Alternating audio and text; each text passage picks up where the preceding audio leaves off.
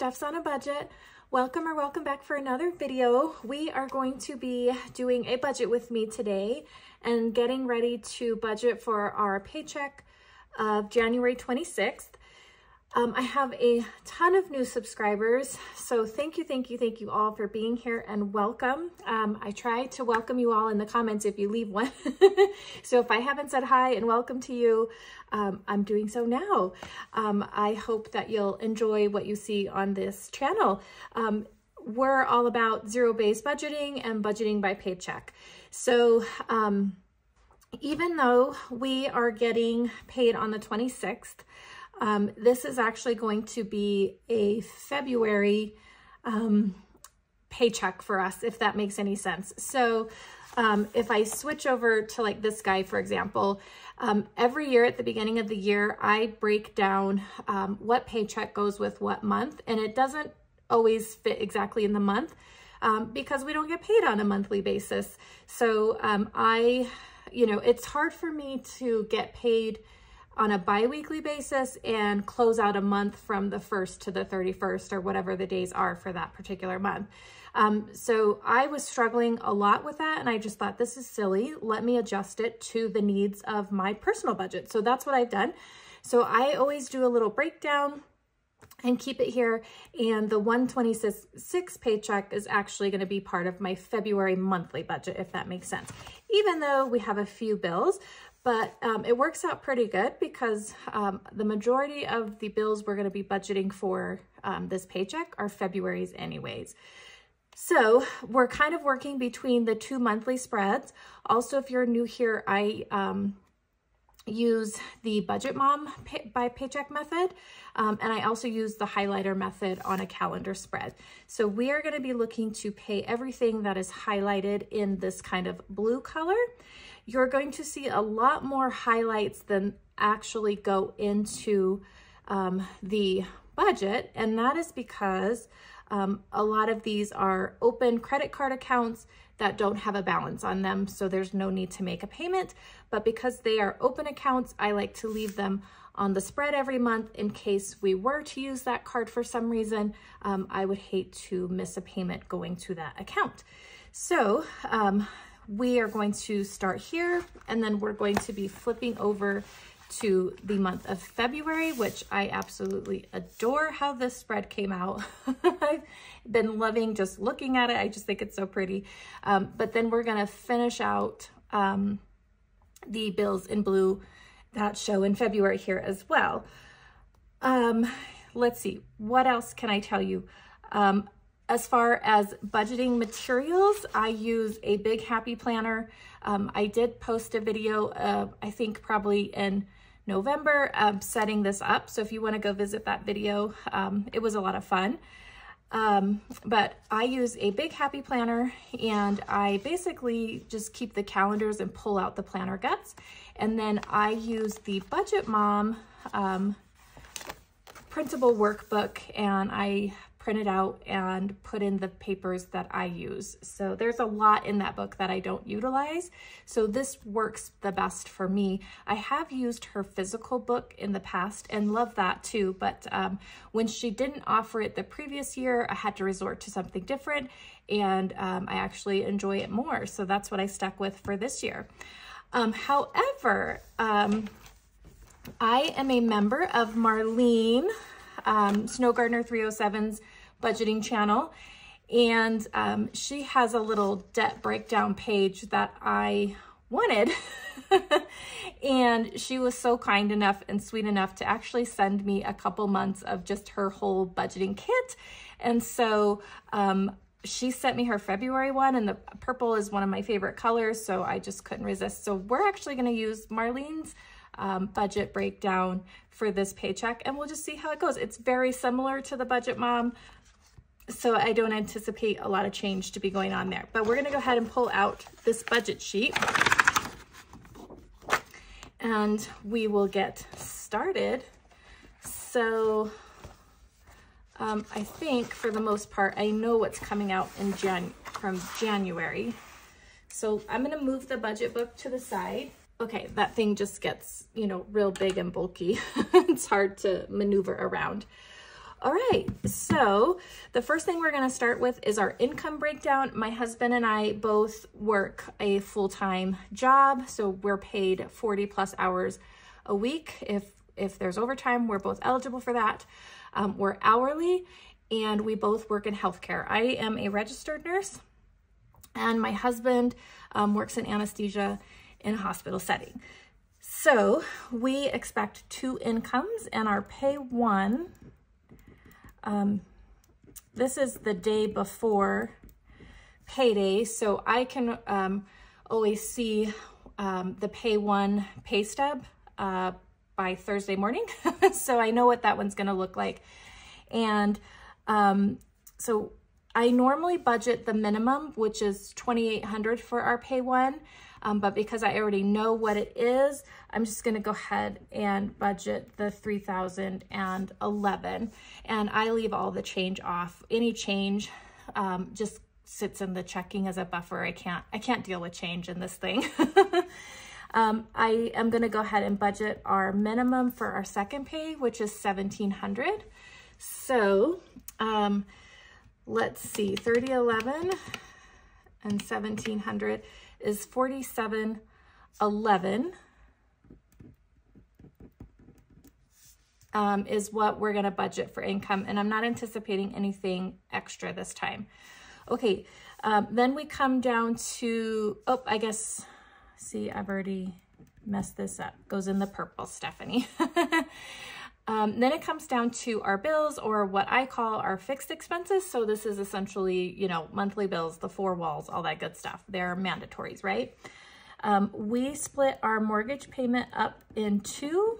And so we're going to set aside half of our mortgage. This will be, actually, we set aside half last payday. This is the second half to pay February's mortgage, if that makes sense.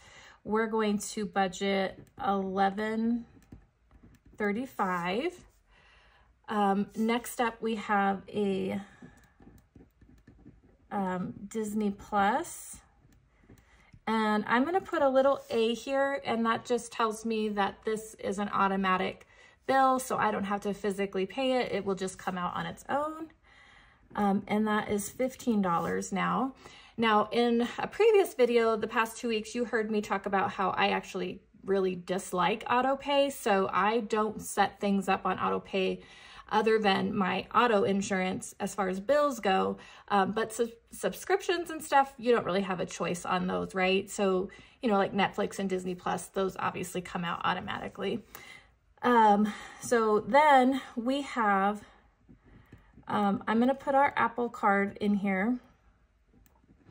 Now, this is paid off, but I leave it in this section for a debt snowball just because it's just a mental thing for me. I could certainly put it down here as extra debt, but I actually want it coming out of my income right away so that I am not tempted to, you know, work it into something else like sinking funds or spending. So it's going to stay here. And the minimum payment we used to pay on that was $200. So we are just keeping with that, and that'll go towards our current debt. Then we have, I have actually a medical bill from my daughter. She had to go see the orthopedic specialist. And so that medical bill came in, and it's $250, you guys. Quite a bit. We have a high deductible insurance plan, so I'm just going to cash flow this to just get it paid. Yeah, I don't know what else I don't know what more I could say about that. We're just adding in this medical bill here. This isn't something we have all the time. It's just a one and done type of thing. Okay, then we have, sorry for all the ums, you guys. We have our student loan payment, and that is $100. We also have our internet, which is $60. We have, we have our trash service that's due, and this is a quarterly basis, so it's due by February 3rd. And it is $63 this quarter, you guys. Then we have our truck payment, This big boy at $10.13. Okay. We're paying on our taxes, which is $50.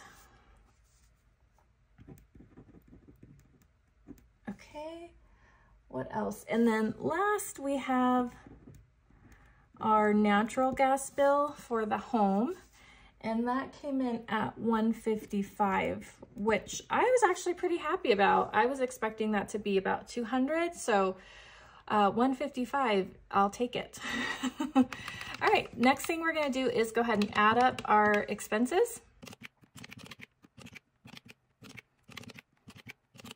And that comes to $3,041. So normally we would have our cell phone plan that's due, and I actually went ahead and paid that last payday, you guys, to offset. We had less expenses last paycheck and much more expenses this one. So I went ahead and just paid that in full. When we did that budget with me, I was gonna pay like half.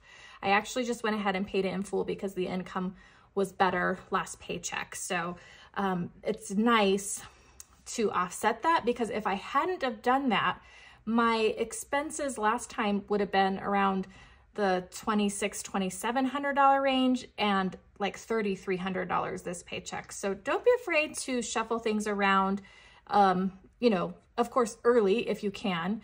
Sometimes late is, you know, not preventable, but we always do our best not to be late, right? So our total is $30.41, and if we take that from our $47.11 in income, that's gonna leave us with $1,670. So it looks like that goes here. And then we'll bring that on down here to our variable expenses, sorry. Or as us in the budgeting world, our cash envelopes, right? So not a lot of change here, my friends. As always, we're gonna go with our usual. So we've got our groceries, Costco, gas.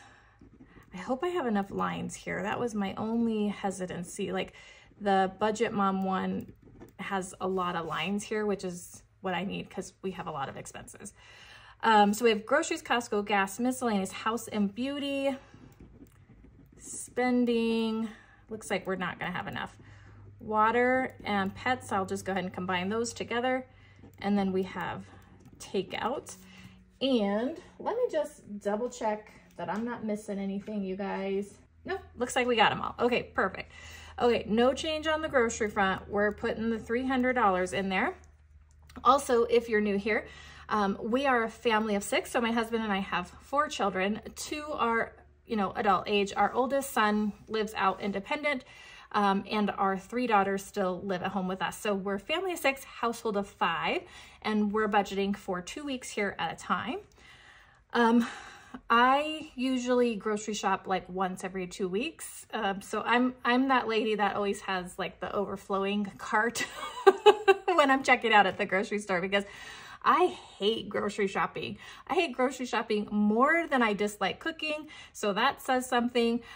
So the less I'm at the grocery store, you know, the better. I might have to pop in the next week for, you know, a few fresh items like produce and dairy. But for the most part, I try to do 1 trip every 2 weeks and then just let it be. All right, Costco gets $100. I normally budget for 2, but we're gonna go with 1 this time. We're gonna budget $150 for gas. We're gonna budget $40 in miscellaneous and for house and beauty. Spending is going to get $380, which is a lot. I've been making $360 work, but I'm gonna go ahead and bump it up to $380 because I do just wanna start giving Lily, our teenage daughter, just 20 bucks every 2 weeks. So she has some money in her pocket. So I wanna make the adjustment there. Otherwise, the rest, 100 goes to my husband, 100 goes to I, and the rest we use for either the kids. We have a lot of sporting events that are really expensive to get into. So we throw it there as well. Okay, water is like drinking water. So we go and, you know, fill our gallons of water. You guys have heard me say that a million times, but if you're new here, this is not for our house water. And we budget $38 every 2 weeks for that. And usually every couple of weeks we have that money left over. 25 is going to go into our pet envelope, and we're going to budget 100 into takeout. So let's add that all up.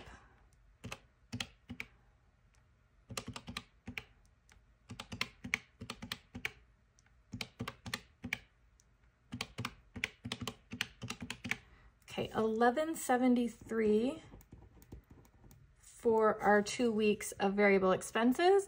And if we take that from our $16.70, that's going to leave us about $4.97 left over. And we'll go ahead and pull that up to this sinking funds section. Okay, so let's go ahead and take care of, you know, those goals we have in place, almost like our mandatory savings. So we're working on that month ahead and our emergency fund. So we have a goal to add $1,000 into our current emergency fund because we need to get that up.